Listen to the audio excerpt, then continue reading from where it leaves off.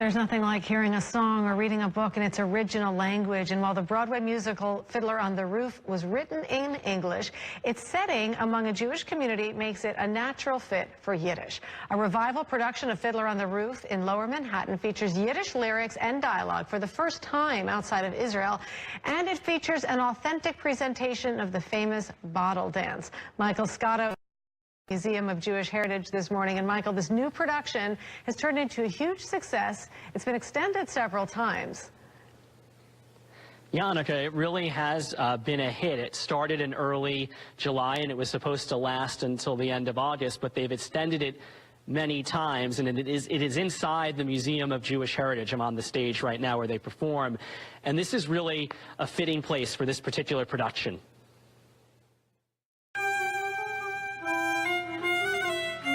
Fiddler on the Roof is one of the most iconic musicals of all time. Its story and score loved by many. But a production in Lower Manhattan is telling it in a new way. For the first time outside of Israel, it is being performed in Yiddish, the language that would have been spoken at a Števko, the fictional shtetl in Fidler, which was based on real Jewish communities in Eastern Europe. The comments are they're hearing it as if they're hearing it for the first time. The show opened this summer at the National Yiddish Theater Folkspina at the Museum of Jewish Heritage. It has been so popular that its run has been extended 4 times. For the actors involved, the show came with 2 challenges, one large, one small. The first learning in just 1 month to speak Yiddish, the other learning to dance with bottles on their heads. They have a hat, they have a bottle, and they have a lot of practice. That's because, unlike in some other productions, the bottle is not attached to anything. If it comes loose during the number, the dancer steps to the back as if he's been booted from a competition, creating a sense of drama. Should a bottle fall, that dancer can no longer continue with the dance. He has to step away, and someone hands the bottle to another dancer, and that goes and takes. So it's almost this shame. Dancer James Monroe Števko says it has never fallen from his head, in part because of a technique he has mastered to keep it in place. Everyone asks about the bottle, and I tell everyone that the bottle can smell fear. It's about breathing and being calm, because I find once I put the bottle on my head, you just have to leave your head in a certain position and be comfortable with it. All right, so I have the bottle on my head. That's impressive. I'm trying not to move my head. That's impressive. We're not going to have you dance right now. We're just going to appreciate the shot. But you did a great job last time. Can you tell us what the origin is of that dance? Tell us quickly where that dance comes from. I'm going to take this off. Okay. I hope we have a green screen of that. Because I can't. Okay, my neck. So it's not a traditional dance. I know a lot of people, they come to see Fidler, they think it's a traditional dance. It is not. Jerome Robbins, the choreographer for the original production back in the early 60s, he came up with the dance. I believe he had gone to a couple of Jewish weddings, and he saw someone with a bottle on his head, so then he decided to make a whole dance out of it. And so that's how you get, or how you got, the bottle dance. Which is a sight to behold, you as well as the professionals doing it. Michael Scotto, thanks for that this morning. The musical has been around for decades, but there is a new production playing in Lower Manhattan that features dialogue and lyrics in Yiddish for the first time outside of Israel. One of the most memorable parts of the show is the iconic bottle dance, which Michael Scotto is learning more about this morning. So, Michael, it does take some serious skill to keep a bottle balanced on your head while dancing. It's not glued or taped on there at all. This is pure balance.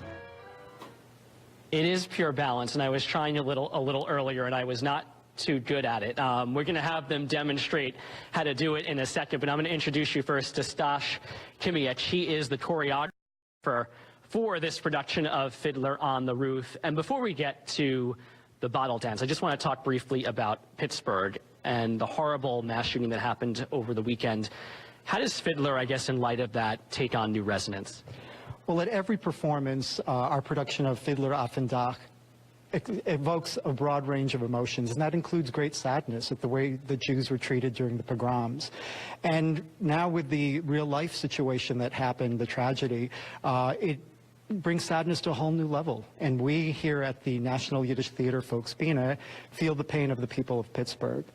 And the bottle dance that you will be seeing has an interesting element that you're balancing a bottle on your head, and that shows how fragile life is, and it could fall apart at any moment. All right, so let's take a look at the dance. Or how do they do it? Because we're going to have them show us. How do they keep it balanced? Just really quickly explain to us how they keep that balance. Okay. There's a hat, and there's a bottle that's placed on it, and there's a lot of practice. You know, there's the gaze, where you look, the direction that you look, and it's a lot of practice. All right. About 3 weeks worth of practice. We're gonna have them show you how they do it, and then I'm gonna try in a few seconds. But first, let's see the professionals do this dance. They put the bottles on their heads.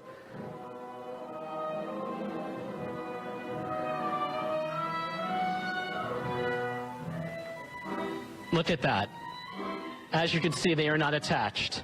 So we have about a minute left. I should probably try this, I think, right? Yeah. Okay, I have a hat for you, and a bottle. Okay.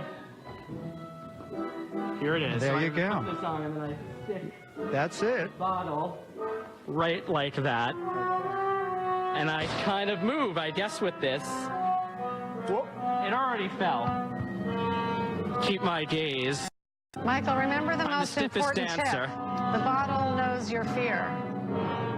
It does, there you go. and I'm fearful. Oh, look at that.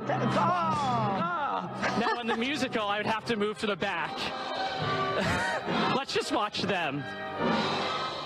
You made it almost halfway across the line, Michael. I think that's a win. Take it. Not bad, not bad. But these guys are much better. And much more practiced, shall we say. Well, there they did that one on purpose.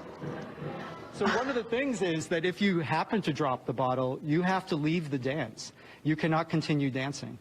Which is what I should have done. But we got to get back to Annika. That was a good try. You guys were all excellent. Annika, back to you. That was a lot of fun. Michael, thank you.